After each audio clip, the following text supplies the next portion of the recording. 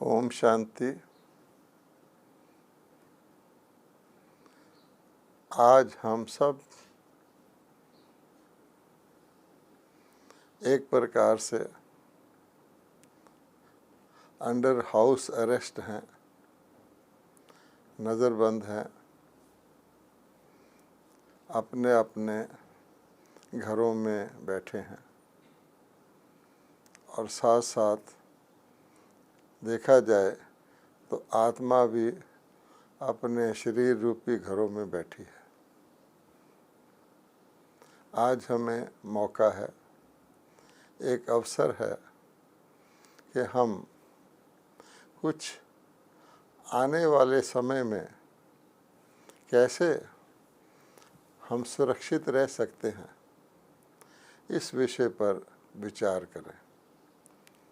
हम सुरक्षित रहने के लिए क्या क्या उपाय कर रहे हैं, वो हमें कहाँ तक सुरक्षित रखेंगे और अन्य और कौन से उपाय हम कर सकते हैं जिससे हम अपनी सुरक्षा को और मजबूत कर सकें। यह प्रश्न आज हर भारतवासी के दिल में है। अगर हम विचार करें तो एक व्यक्ति, कोई भी व्यक्ति भोजन के बिना कितने दिन जिंदा रह सकता है? आप विचार करके अंदाज़ा लगाइए। अगर कोई बहुत ही ज़्यादा अभ्यास करने वाला है तो भी, और या कभी मजबूरी भी आ जाती है, तो हम समझते हैं कि 3 हफ्ते से ज़्यादा कोई भी व्यक्ति भोजन के बगैर ज़िंदा नहीं रह सकता। आगे चलें और सोचें तो पानी के बगैर एक व्यक्ति कितना समय ज़िंदा रह सकता है? पानी में हर प्रकार के लिक्विड पदार्थ जो अवेलेबल हैं उनको जोड़ लीजिए तो आप देखेंगे तो वो अवधि और भी ज़्यादा घट जाती है। शायद 2 या 3 दिन हो सकता है, एवरेज बात कर रहा हूँ। उससे और भी आगे चलें तो हवा के बगैर एक व्यक्ति कितना समय ज़िंदा रह सकता है, तो आप देखेंगे अवधि और भी घट गई। अब ये तो बाहर के साधनों की बात है। हम यही कोशिश कर रहे हैं, अपने आप को तसल्ली दे रहे हैं कि हमारे पास खान पान के, जिसको कहा जाता है नेसेसिटीज़ के साधन इतने समय के लिए उपलब्ध हैं। नेक्स्ट आगे चलें, एक और क्वेश्चन हमारे आगे आता है कि आत्मा के बगैर एक व्यक्ति कितना समय ज़िंदा रह सकता है? तो इसका उत्तर तो हम जानते हैं कि क्षण भर भी नहीं। आत्मा निकली और शरीर मृत्यु को प्राप्त हुआ।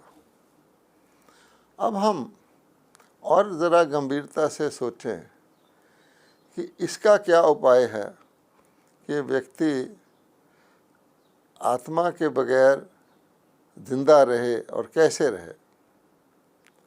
तो पहली बात ये आती है कि एक्चुअली तो जीवन ही आत्मा है। आत्मा ही जिंदा थी, आत्मा जिंदा है और शरीर छोड़ने के बाद भी आत्मा जिंदा रहती है, चैतन्य आत्मा है। हमको ये सोचना है कि हम आत्मा के बारे में कितना जानते हैं, आत्मा का कितना ध्यान करते हैं, आत्मा की शक्तियों को और आत्मा की उपलब्धियों को हम मन में कितना रखते हैं, क्योंकि इसकी बहुत आवश्यकता आज के समय में है। बहुत से लोग अब ये मानने लग गए हैं, सोचने लग गए हैं कि ये जो समय आया है ये शायद वही महाभारत का काल है। ये कोई साधारण समय नहीं है।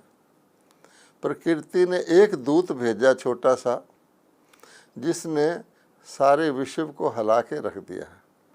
तो हमको इस समय को कोई सामान्य समय नहीं मानना चाहिए, और इस समय में जो उपाय हैं वो भी कोई सामान्य उपाय बहुत देर तक या बहुत दूर तक हमारा सहयोग देने वाले नहीं हैं।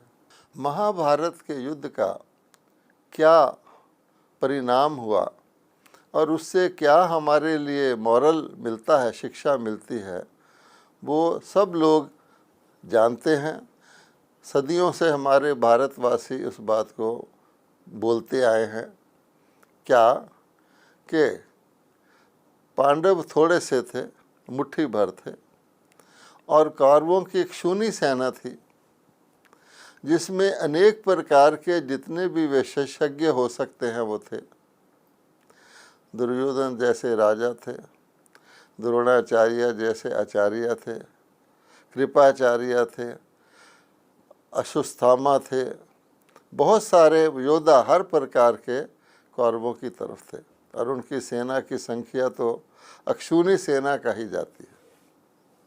पांडवों की तरफ कहने को आता है 5 यानी मुट्ठी भर थे, लेकिन विजय किसकी हुई? पांडवों की। अब विचार करने की बात है कि अगर स्थूल रूप से देखा जाए, क्या संभव है कि अक्षूणी सेना के साथ ऐसे कौन से योद्धा और ऐसे कौन से उनके युद्ध के अस्त्र शस्त्र थे जिसके कारण उन्होंने उनको पराजित करके विजयी हो गए? तो आज मौका है उस सारे जो हमारी महाभारत के बारे में परंपरा चली आती है उस पर विचार करके अपने लाभ के लिए कुछ निष्कर्ष निकालने का। आप देखेंगे कि जितने भी अस्त्र शस्त्रों का प्रयोग बताया गया है, कोई भी आज गीता भी पढ़ लेगा तो उसमें जो पांडवों के अस्त्र शस्त्र थे उसके साथ एक एक्स्ट्रा शब्द लगा हुआ दिव्य। तो जैसे शुरू में बताया गया है कि अर्जुन ने कहा कि मेरे रथ को दोनों सेनाओं के बीच में ले चलो, तो वहाँ कौरवों ने बहुत भयंकर वो आवाज़ करने वाले शंख बजाए, और पांडवों ने, अर्जुन ने और कृष्ण जी ने दिव्य शंख बजाए। नोट करने की बात है कि उनके शंख दिव्य थे। इसी प्रकार से जहाँ शस्त्रों के प्रयोग की बात आती है, हर स्थान पर यह बताया गया है कि पांडवों के पास दिव्य शस्त्र थे। और सबसे बड़ी बात, अगर दिव्य थे भी तो उनको प्रदान करने वाला कौन था? मोटे रूप से सबसे बड़ी बात पांडवों के पास क्या थी जिस आधार पर उन्होंने इतने भयंकर युद्ध में विजय को पाया? तो आज भी परिस्थितियां युद्ध जैसी ही हैं। हम सब एक प्रकार से कई प्रकार की चीज़ों के साथ युद्ध कर रहे हैं। हम बीमारी के साथ युद्ध कर रहे हैं, हम भयभीत होकर के एक ऐसी महामारी जो दिखती भी नहीं उससे बचने के लिए युद्ध कर रहे हैं, कई प्रकार के युद्ध कर रहे हैं। अपने मानसिक स्तर पर, बुद्धि के स्तर पर युद्ध कर रहे हैं। तो ऐसे भयंकर युद्ध में से ऐसी कौन सी बात थी? उनको अगर दिव्य शस्त्र मिले भी तो किसने दिए? तो सबसे बड़ी बात यही कही जाती है, सब बोलते भी हैं कि पांडवों के साथ भगवान था, पांडवों के साथ परमात्मा था, पांडवपति था, वो उनका पंडा था, और कौरवों के साथ और सब कुछ था, लेकिन भगवान नहीं था। इस बात को हमें आज बहुत गौर से लेना है। कारण ये है कि आज हम जितने भी प्रयास कर रहे हैं उनमें आप देखेंगे कि एक बहुत बड़ी बात छोड़ रहे हैं, वो है भगवान का साथ, भगवान का नाम, भगवान की मदद लेना। हम राशन पानी की बात कर रहे हैं, दवाइयों की बात कर रहे हैं, अस्पतालों की बात कर रहे हैं, बचने की सब कुछ कर रहे हैं, लेकिन उसके अंदर जिस मुख्य कारण से इतने बड़े भयंकर महाभारत में पांडवों की जीत हुई थी वो था उनके साथ भगवान था। और हम भारतवासी इस बात को निश्चित रूप से कहते आए हैं कि जिसका साथी है भगवान उसको क्या रोकेगा आंधी और तूफान। भगवान हमारा साथी है, ईश्वर अपने साथ है, तो डरने की क्या बात है। ये सब बातें हम कहते आए हैं। आज हम इस विषय पर गौर से विचार करते हैं, क्योंकि हम क्या देख रहे हैं कि हमारे पास साधन हैं। अब परिस्थिति ऐसी नाजुक है कि जिसके पास भी साधन हैं भी, वो उन साधनों का उपयोग या प्रयोग नहीं कर पा रहा, और अगर थोड़ा कुछ कर भी पा रहा है तो धीरे धीरे ये जो अवसर है ये भी ख़त्म होता जा रहा है। एक व्यक्ति एक स्थान पर बैठा है, उसके किसी भी रिश्तेदार को एक दूसरे स्थान पर उसकी आवश्यकता है। एक माता एक स्थान पर बैठी है, उसकी बहू के मान लीजिए बच्चा होने वाला है, माता यहाँ तड़प रही है कि मैं अपनी बहू के पास जाऊँ, जा नहीं सकती। इसी प्रकार से किसी के पास धन रखा है, किसी दूसरी जगह पर रखा है, और उसने मान लो कैश ही रखा हुआ है, लेकिन वो व्यक्ति एक दूसरी जगह बैठा है, तो उस कैश को वो यूज़ नहीं कर सकता। आपके पास बहुत अच्छी तेज़ स्पीड की मोटर कार है, लेकिन आपको मोटर कार को निकाल करके एक प्रांत से दूसरे प्रांत तक जाना अलाउड ही नहीं है, बल्कि अपने शहर में भी एक जगह से तो साधन है, लेकिन उनका प्रयोग नहीं है। इसलिए हम देखेंगे कि जितने भी हमारे साधन हैं वो धीरे धीरे उपलब्ध होते हुए भी हमारे काम नहीं आ रहे। इसलिए सोचने की बात है, हमें फिर कौन सा आधार लेना चाहिए। तो मनुष्य ये जानते हैं कि जब किसी की लौकिक तौर पर भी मृत्यु होती है, उस वक़्त उसके संबंधी भी उसको कहते हैं, वो कुछ ना कुछ याद करता है, अरे इसको भूल, इस वक़्त भगवान को याद कर। अंत के समय भगवान ही मदद करता है, मुसीबत के समय भी भगवान ही मदद करता है। तो हम भारतवासी, जो भारत इतना अध्यात्म प्रधान देश है, जिसमें जो परमात्मा के नाम से ही इतना विशाल और इतना समृद्ध भारत बना, जिस देश के अंदर यादगार है कि स्वयं भगवान ने भारत में आकर गीता ज्ञान सुनाया, ऐसे देश में जिसमें उस वृत्तांत के अनेक यादगार अनेक स्मारक हैं, उन स्मारकों को देखकर उनका आधार लेकर भारत के लोग आज भी थोड़े समय के लिए अपना दुख दर्द भूल जाते हैं, उनमें विश्वास और निश्चय आ जाता है। जैसे मंदिरों में श्री लक्ष्मी श्री नारायण की मूर्तियां हैं, श्री राधे श्री कृष्ण की मूर्तियां हैं, भगत लोग जाते हैं, उनका दर्शन करते हैं, केवल मूर्ति मात्र से उनको उनके गुणों की याद आती है और अपने भारत के पूर्व काल की स्मृति उनकी आत्माओं में आती है, अरे हम ऐसे देश के वासी हैं। तो इसी प्रकार से परमात्मा के अनेक यादगार भारत के अंदर उत्सवों के रूप में बने हुए हैं। तो हमको ये देखना है कि क्यों नहीं हम अन्य कार्य भले करें, वो आवश्यक हैं, लेकिन जो मुख्य आधार है, जिसके आधार पर हम ऐसी परिस्थिति को आसानी से पार कर सकते हैं, परिस्थिति तो मुश्किल है, लेकिन उसको पार करने का तरीका अलग से अपना सकते हैं। जैसे मान लीजिए आप सड़क पर चल रहे हैं, तो सड़क पर कोई वाहन से भी जा रहे हैं, तो अनेक प्रकार के विघ्न सड़क पर चलने के लिए आते हैं। ट्रैफिक जैम हो जाता है, रेड लाइट आ जाती है, सामने से कोई ऐसा ड्राइवर आ जाता है जो अपने कंट्रोल में जिसके व्हीकल नहीं है, बहुत कुछ होता है। उसकी बजाय अगर कोई व्यक्ति एरोप्लेन से जाता है, एरियल रूट लेता है, तो एरियल रूट में इस प्रकार की रुकावटें नहीं हैं, वो आसानी से बिना किसी विघ्न से उड़ सकता है। तो हमें भी ये सोचना चाहिए कि हम सामान्य जो साधन अपना रहे हैं, अच्छी तरह सोचना चाहिए वो कहाँ तक हमारा साथ देंगे। इसलिए हमें क्यों नहीं अपने अस्त्र शस्त्रों को, अपने जो शक्तियाँ हैं, दिव्य शक्तियाँ हैं, उनको प्रयोग में लाएं। इसके लिए एक और बात अगर हम सोचें, अगर जितना भी कोई बिल्डिंग ऊंची होती है, उसकी जड़ उतनी ही नीची और गहरी होती है। अगर दुबई में बुर्ज है, कितना बड़ा उसका विस्तार है, कितना उसका वर्णन है, तो उसकी जड़ फाउंडेशन बहुत ही गहरी बनाई गई है। तो हमें ये भी देखना है कि जिस प्रकार का हम अपने जीवन का सुपर स्ट्रक्चर सोच रहे हैं, जीवन के लिए सुख सुविधाएं और सेफ्टी गिन रहे हैं, उसका जो जड़ है, उसका जो फाउंडेशन है, वो कहीं बहुत ऐसा तो नहीं कि इतना गहरा ना हो कि कोई आंधी तूफान आए, कोई भूचाल आए तो हमारी बिल्डिंग ढह जाए।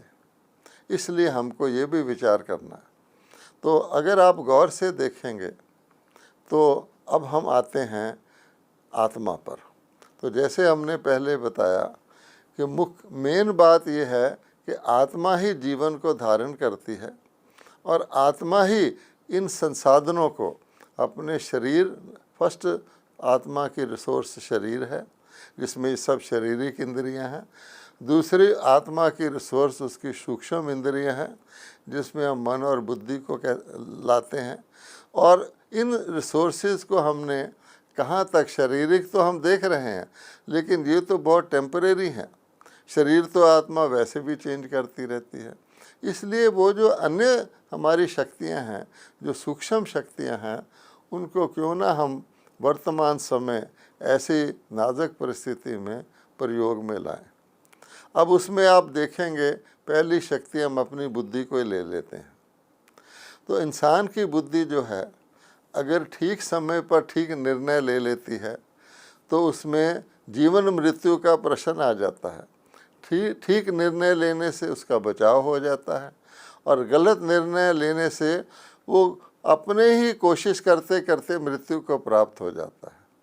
हमारे देश के अंदर एक बहुत मशहूर कहावत है और वो आज की परिस्थिति में बहुत रेलेवेंट है, उपयोगी है और वो हम सब जानते हैं।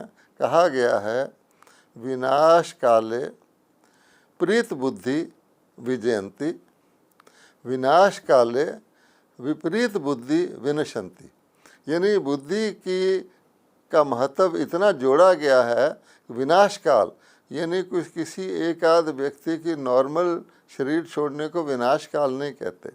विनाश काल ऐसी परिस्थिति को कहते हैं जिसका हमें आज सामना करना पड़ रहा है, जो महाभारत काल की परिस्थिति है, जहाँ सारे विश्व के ऊपर मौत का साया मंडरा रहा है। तो ऐसे विनाश काल में जो कहा गया है, प्रीत बुद्धि विजयंती विपरीत बुद्धि विनशंति, या हम यूँ ले लें कि कौरव परमात्मा से विपरीत बुद्धि से वो हार गए, उनका विनाश हो गया, और पांडव थोड़े से थे, परमात्मा से प्रीत बुद्धि थे और उनकी विजय हो गई। अगर हम इसी बात को लें तो हमें देखना है बुद्धि जो हमारी आत्मा की एक बहुत बड़ी सूक्ष्म शक्ति है, हमारी बुद्धि इस समय कहाँ लगी हुई है और हमें कहाँ लगानी चाहिए। हम अन्य आधार लेकर के बड़े बड़े, जिसको हम गिनते थे कि बहुत ही हमारे पास अनेक प्रकार की शक्तियां हैं, साधन हैं, हमारे पास धन की शक्ति है, हमारे पास शरीर की शक्ति है, हमारा परिवार बहुत बड़ा है, हमारे बहुत बड़ा रसूख है, इन्फ्लुएंस हमारा बहुत है, अन्य जितनी भी शक्तियां संभव हो सकती हैं। कईयों ने तो अपने विदेशों में भी धन इकट्ठा करके रखा हुआ है, बड़े बड़े स्थान में छुपाया हुआ है। वो समझते रहे हैं कि ऐसा वक्त कभी आएगा, हम ये करेंगे वो करेंगे। मान लो किसी ने स्विट्ज़रलैंड में बहुत सा धन रखा हुआ है, हम स्विट्ज़रलैंड चले जाएंगे। आज आप देखिए कि स्विट्ज़रलैंड जा ही नहीं सकते। तो इस प्रकार से अगर हम इसको गौर से देखें तो हमें पहले अपने आप को चेक करना चाहिए कि हम इस समय परमात्मा से प्रीत बुद्धि हैं या विपरीत बुद्धि हैं। हम भाग दौड़ कर रहे हैं, साधन अपना रहे हैं, बचाव की कोशिश कर रहे हैं, जिसको कहा जाता है मारे मारे फिर रहे हैं, वो सब ठीक है। लेकिन भारतवासी होकर और भारत के अंदर जो दिव्य भगवान ने हमें ज्ञान दिया हुआ है और ऐसे ही मौके के लिए दिया हुआ है, क्योंकि अगर आप विचार करें तो भगवत गीता एक हमारा ऐसा अद्वितीय एक ट्रेट्रीटाइज है जिसमें यादगार है कि परमात्मा जब धर्म ग्लानि अति हो जाती है, पाप का घड़ा भर जाता है, धरती पाप का बोझ नहीं सहन कर सकती, सारे तत्व उग्र हो जाते हैं और जो मानव की सेवा करते थे वो मानव का सामना करने लगते हैं। अनेक प्रकार की बीमारियां, वबाएं, महामारियां फैल जाती हैं। उस समय ही के लिए ये गीता उपयुक्त है और उसमें कहा गया है कि परमात्मा पांडवों के साथ था। तो पहली बात, हमें अपनी बुद्धि को क्लियर करने के लिए, बुद्धि को एकाग्र करने के लिए परमात्मा के साथ प्रीत रखनी होगी। तो परमात्मा के साथ प्रीत रखने वाली बुद्धि जो है, इस विनाश काल में उसको दिव्यता प्राप्त होगी और उसके निर्णय सही होंगे, पारदर्शी होंगे और वो उसको बचा सकते हैं। अर्थात आत्मा को परेशानी से, भय से, चिंता से, तनाव से बचा सकते हैं। आत्मा की नींव जो है, जैसे कोई बहुत गहरी नींव हो, तो परमात्मा के साथ प्रीत बुद्धि होने से बड़ी गहरी नींव क्या हो सकती है। दूसरी बात है मन की। तो भगवत गीता में 2 ही शब्द आते हैं, मन मना भव, कि तुम आत्मा ऐसे मौके पर और सब कुछ भूलकर अपने मन को भटकने से बचाओ, अपने मन को मेरे में लगाओ। तो मैं परमात्मा एक तरफ प्रीत बुद्धि हो गई, अर्थात स्नेह युक्त कनेक्शन मेरे से रखो और अपने मन को मेरे से लगाओ और अपने को आत्मा समझो। क्योंकि जो मूल है, जो प्राण है, जो जान है, जिसके लिए बाकी सब रिसोर्सेज हैं, जिसके लिए शरीर है, शरीर के संबंध हैं, दुनिया की वस्तुएं, वो है आत्मा। तो आत्मा के अंदर ये जो मन है, तो मन अगर हमारा ऐसी परिस्थिति में, अशांति की परिस्थिति में शांत नहीं रह सकता, तो हमारे रिसोर्सेज हमारे किस काम के आएंगे? हम अन्य को भी कैसे शांति प्रदान करेंगे? और हमारे देश में सबसे बड़ा मूल मंत्र शांति मंत्र कहा गया है, जिसके अंदर बार बार कहा गया है कि हर जगह शांति हो, हर स्थान पर शांति हो, हर व्यक्ति में शांति हो और अंतरिक्ष में शांति हो, तब शांति होगी। लेकिन आज हमारा हाल क्या है? अगर हम देखेंगे कि हम सब शांति में रहना चाहते हैं, लेकिन शांति में रहना ही सबसे कठिन बात समझते हैं। मान लीजिए हम आपसे बात कर रहे हैं, अब हम बात करते करते अगर हम थोड़ी देर अभ्यास करें कि हम शांति में रहें, देखें हम शांति में तुरंत रह सकते हैं, कितनी गहराई से रह सकते हैं, कितना समय रह सकते हैं, शांति की अनुभूति कर सकते हैं या नहीं, हमें पता लग जाएगा। आज हम बोल में, वाचा में इतना आ गए हैं कि हम बोलने में ही शांति महसूस करते हैं। हम जब भी ब्रह्मा कुमारी के प्रोग्राम करते थे तो हमने देखा उसके अंदर आकर के कुछ लोग पहले बैठ जाते थे, बच्चे बैठ जाते थे आगे। तो अगर हम बिल्कुल शांति कर दें तो डिस्टर्ब होने लग जाते थे, हिलने लग जाते थे, इधर उधर देखने लग जाते थे।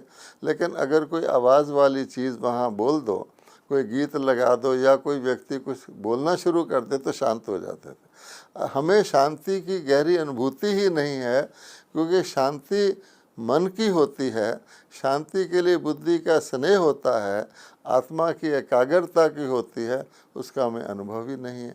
कुछ क्षण के लिए भी मनुष्य शांति में नहीं रह सकते। इसीलिए जब कोई शरीर छोड़ता है तो प्रायः कहते हैं मे ही सोल रेस्ट इन पीस, हे भगवान अब इसकी आत्मा को शांति दो। अर्थात ये अशांति की दुनिया से गया है, यहाँ उसको शांति थी नहीं, अब शायद उसकी आत्मा को कहीं दूसरे लोक में शांति मिले। ये हमारी अवस्था है।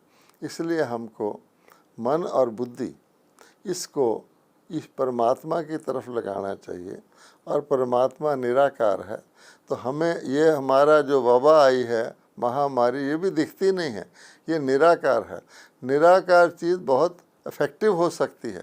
तो जिस प्रकार से एक निराकार एक प्रकार की आपदा आई है, उससे सारे लोग भयभीत हो गए हैं। अगर हम निराकार आत्मा जो अविनाशी और अनादि है, जो गीता का पहला लेसन है कि तुम शरीर नहीं हो, शरीर तो नश्वर है, बदलता रहता है, आत्मा अमर है, अनादि है, अविनाशी है, उसका नाश नहीं होता। बहुत अच्छा डिस्क्रिप्शन दिया हुआ है कि आग उसे जला नहीं सकती, पानी उसमें डूब नहीं सकती, तलवार उसे, शस्त्र उसे काट नहीं सकता, आदि आदि। तो वो लेसन किस लिए है? वो लेसन हमें पढ़ने के लिए मात्र के लिए नहीं है, इस वक्त जीवन में लाने के लिए।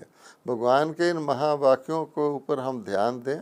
अब हमें एकांत मिला है, हमारे पास समय है, तो उस समय को हम अगर इस ओर लगाएंगे तो जिसको कहा जाता है विनाश काले प्रीत बुद्धि विजयंती, तो इसमें हमारी अवश्य विजय प्राप्त होगी। इसमें कोई दो राय नहीं है, ये तो शास्त्रों के अंदर लिखा गया है। केवल हमने उस परिस्थिति को जीवन में लाना है। इसलिए हम अपने भाई बहनों को यही कहते हैं कि अन्य बाहर के उपाय भले करो, लेकिन वो हमारी कोई मूल, कोई गहरी जड़ नहीं है। हमारी जड़ यही है कि जो सर्वोत्तम, सर्वशक्तिवान, सर्व का रक्षक, हर परिस्थिति से पार लगाने वाला, जिसको लोग कहते हैं पार लगाने वाला परमात्मा, जो हमारे किसी भी गुण अवगुण वगैरह को नहीं देखता है, तो उस परमात्मा, और जो हमारी आत्माओं का परम पिता है, और जो ऐसे ही समय पर जो हमारी कोई मदद नहीं कर पाता तो करता है, उसका हम ध्यान दें, अपने को आत्मा माने, अपनी बुद्धि को प्रीत बुद्धि बनाएं, परमात्मा के अंदर निश्चय रखें, विश्वास रखें, क्योंकि अन्य विश्वास हमारे धीरे धीरे, जिनका हमें अभिमान रहा है, वो टूटने वाले हैं। और अब तो हम अपनी आँखों के सामने देख रहे हैं कि जितने भी आधार हम लिए हुए हैं वो सब धीरे धीरे टूटने वाले हैं, और हमें इन आधारों से निराधार होने का अभ्यास करना है। तो जब हम कहते हैं परमात्मा की याद में बैठो, ध्यान में बैठो, तो उसमें एक खास बात ये भी है कि हमें अपने आधारों से निराधार होने का अभ्यास करना है, जिसको हम विदेही बनने का अभ्यास, अशरीरी बनने का अभ्यास कहते हैं, क्योंकि ये एक शरीर एक प्रकार का पिंजरा है। अब एक शरीर जब पिंजरा बन जाता है, एक होता है डाली, कि एक पंछी आके एक डाली पर अपनी खुशी से बैठता है, खुशी से उड़ता है। लेकिन अगर पंछी को पिंजरे में डाल दिया जाए तो फिर वो, उसकी अपनी आज़ादी नहीं रहती, अपनी मर्जी नहीं रहती, वो मजबूर हो जाता है। आज हम धीरे धीरे इस शरीर रूपी पिंजरे के पंछी बन गए हैं, क्योंकि हमने बहुत समय से यही मान रखा है कि शरीर और शरीर की इंद्रियों के द्वारा ही हमारा सुख दुख है। शरीर छूट जाएगा तो शायद हमारे लिए परलय ही आ जाएगी, इसलिए आप मरे जग परलय कहते हैं। लेकिन भगवत गीता तो कुछ और कहती है। जैसे हम वस्त्र बदलते हैं, हमें अपना शरीर तो बदलना ही है स्वाभाविक तौर पर। तो उस परिस्थिति को जीवन में लाने के लिए हमें बैठना होगा, हमें शरीर से न्यारा होने का अभ्यास करना है। मैं आत्मा हूँ, मैं आत्मा कहाँ निवास करती हूँ, तो सब जानते हैं। हमारे भारत में प्रसिद्ध है कि दो आँखों के बीच में, मस्तिष्क के मध्य में, भ्रिकुटि के स्थान पर, जहाँ हम टीका लगाने का रस्म भारत में तिलक लगाते हैं, उस स्थान पर मैं चैतन्य आत्मा विराजमान हूँ। इस शरीर को भी मैं चलाती हूँ। तो मैं आत्मा शक्ति धारण करने के लिए, निर्भयता धारण करने के लिए इस शरीर और जो यहाँ की परिस्थितियाँ हैं उससे न्यारा होने का अभ्यास करूँ, तो मुझे बहुत लाभ वर्तमान समय हो सकता है। तो प्रकृति ने, सृष्टि नाटक ने, यूँ समझिए कि परमात्मा ने हम सबको ये समय दिया है कि हम बहुत भाग दौड़ कर ली, हम थक चुके हैं। अब मानवता मुक्ति चाहती है। आप सोचिए कि जब मनुष्य कहते हैं मुझे मुक्ति चाहिए, मैं सदा के लिए मुक्त हो जाऊँ, ऐसे ऐसे भाव रखते हैं, तो अवश्य ही दुख की अनुभूति आत्मा ने की हुई है। कई प्रकार के भयानक दुखदायी मृत्यु आत्मा ने अनुभव किए हुए हैं।